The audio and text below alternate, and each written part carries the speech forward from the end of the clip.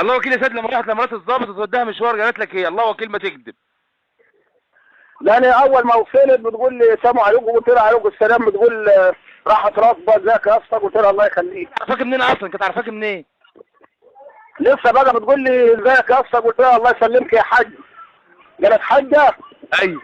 قلت لها الله يسلمك يا ام. قالت امال انت اسمك ايه؟ قلت لها اسمي السيد. قالت انت فاكر السيد كامل محمد؟ قلت لي عرفك. قالت ما الحادثات كلها كنت انا اللي برد على التليفونات. روح قول لها مدحت بيه شكرا وهنتطلق النهارده.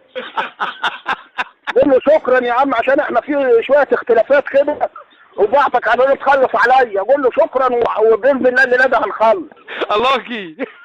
او حياه المصحف ونزل كده في القران يا حاجه، ما انت متحركه معايا من هنا لا وصلك يا رغبات الطير، لازم تروحي معايا. بتقول لي ايه؟ بقول يا حاجه والله لازم اوصلك النهارده. عشان انا اخر مرحله مدحت بيه جرف مني، انا قلت مخلي العربيه موديل 3. بعدين عربيه كانت موديل ايام ما انا كنت داخل، كانت عربيه موديل 96. ايوه زيرو. ايوه. انا خليتها زي بتاعت عمك مشو اللي بتاع ال 40 دي ولا القصبي. ايوه. يعني قعدت حوالي 4 حادثات، كل حادثه اول ما اروح الورشه يقوموا يعملوا سنكره ومعجون وبتاع ويقولوا لي تعالى تاخد بكره وش بطانه. اروح طبعا بكره وش قبل ما بروح اخد بطانه بكون خبطتها في الجنب الثاني. يبقى انا رايح عشان اخد بطانه، راحوا عاملينه ومظبطينه وعاملين سنكره اليمه الثانيه وقالوا تعالى عشان تاخد اليمتين بوش بطانه بعد بكره. راح الكبوت مفتوح، راح كسر الجزاز وشارم الحته من قدام. راحوا عاملين سنكره وبتاع وقالوا تعالى يوم السبت خد وش بطانه. قلت يا جماعه ان كان حداكوا فرشه وعلبه بوهيه وتوكلوا على الله بلا بطانه بلا خرا، انتم من ساعه ما قلت بطانه وانا عدت مخلي العربيه اسفلت مش عاجبها الشواهه. كل حبه لموا النبي نفسك السيد كامل محمد عشان عامل حد. ايوه طبعا يلموا وبعد يومين اجمع العساكر. ايوه يا معالي الباشا والنبي لموا نفسك السيد كامل محمد عشان عامل حد. 3 4 مرات قاموا قالوا يا باشا سعادتك احنا في الامن، احنا مش عاد معانا وجهه السكه يا باشا سعادتك. قالوا ايه؟ قالوا سعادتك هندور لمدير الامن. قال لهم ليه؟ قالوا مش عاد معانا وجهه السكه. السيد عامل في الاجازه الواحده يطلع 5 حادثات. لما احنا شحتنا احنا ما نعمل زجاجه ونبيع هدومنا يا راجل حرام عليكم. يا سيد اجت المره الاخيره قالوا يا باشا احنا هندور لمدير الامن ومش دافعين ولا ربع جنيه. قام مدحت بيه قال لي العمل ايه يا سيد؟ قلت له ساعتك تصلحها بقى، ما هم قاعدين يدفعوا من اول مره وانت مش دفعت ولا مره يا باشا، صلحها المره دي.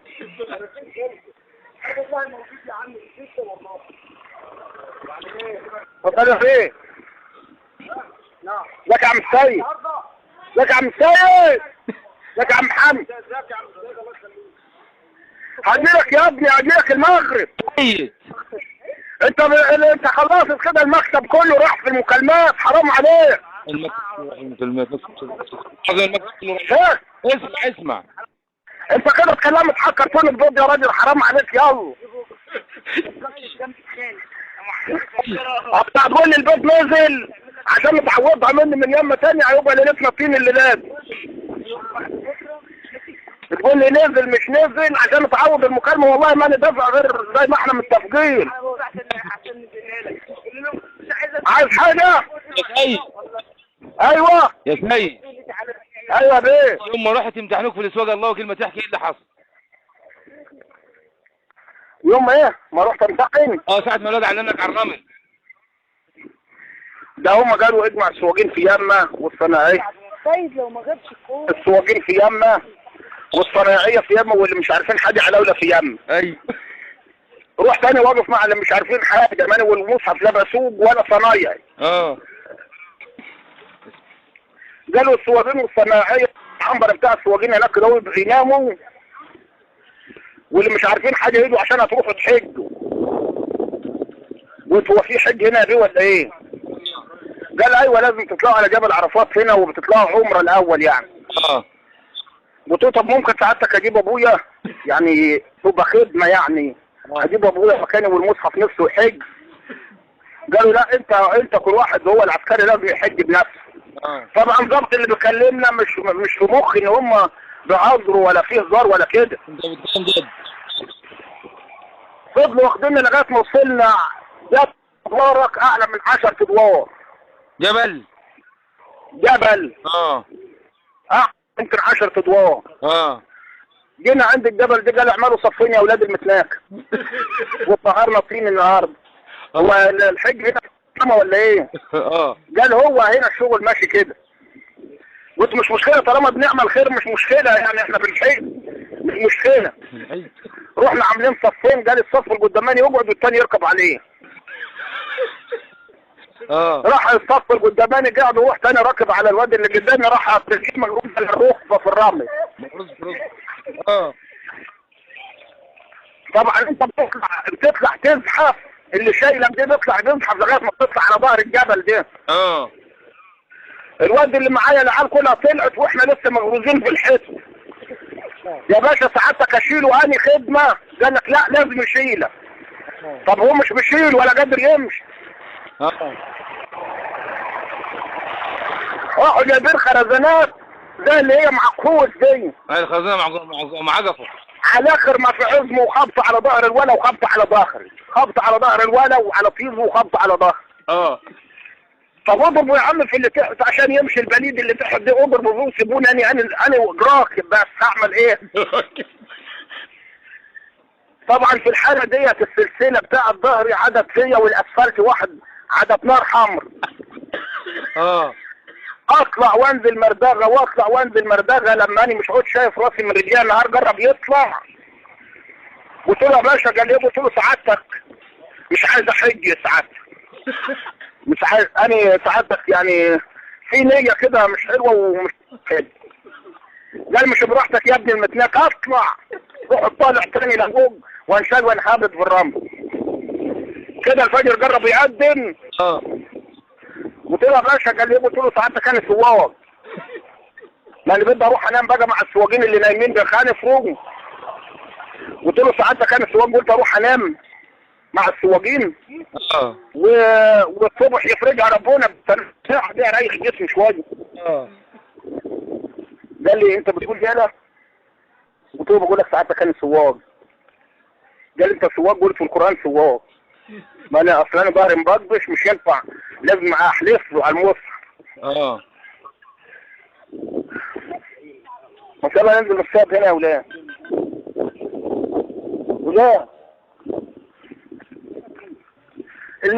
الكارت لسه مش واصل يا حمدي. خلاص نكمل ايه؟ يعني اكمل عشان الكارت يخلص. كمل كده كمل. السلام عليكم.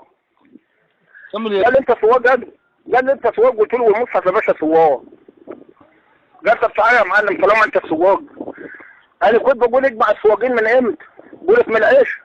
قال واحنا قلنا امتى؟ قلت الفجر. قالوا لسه فاكر؟ قلت والله لسه فاكر الوقت. فضلوا يضربوا فيا لغايه النهار ما شبشك ندماني ليه اتلخبطت يعني، وقلت لهم ان انا سواق بعدها ب5 ساعات. فضلوا يضربوا فيا لغايه النهار ما شبشك.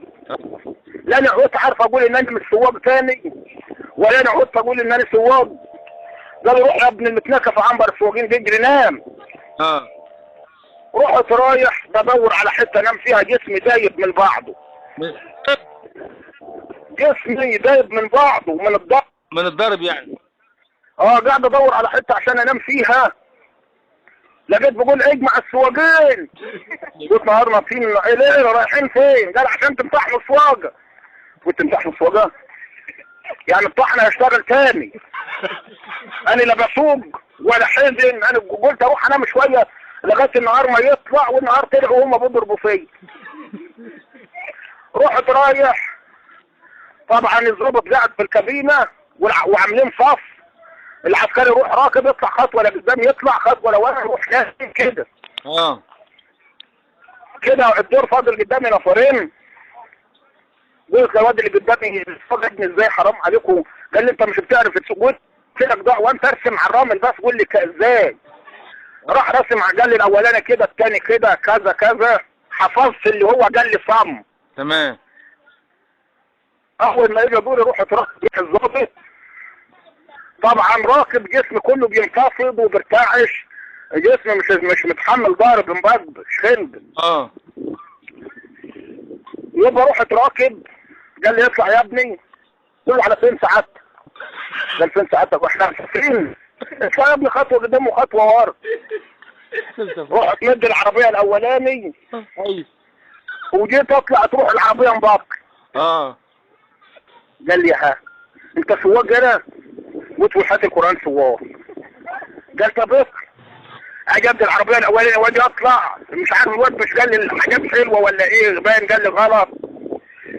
ادي العربيه واجي اطلع تروح مباق.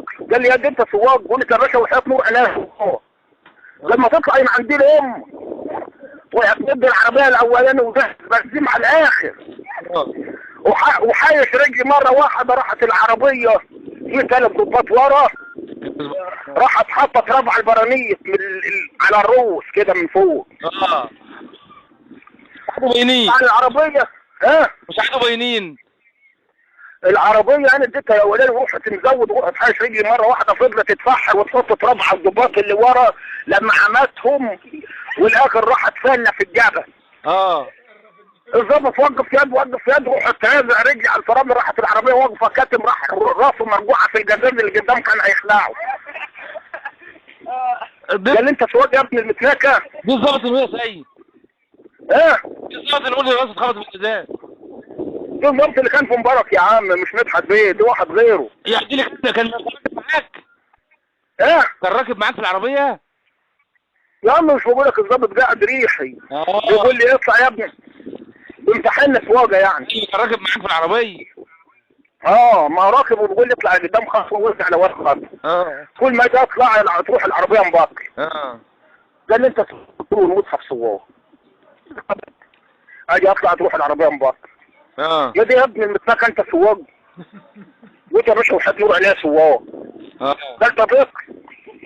المره الثالثه ديت لما لقيته زهق هيضرب، روح دايس بنزين على الاخر، مره واحده راحت حطت ربع البرانيت بتاعت الضباط اللي ورا وعما طلع وراحت فلته من النجره اللي هي واقفه فيها وصاروخ على السكه طوال.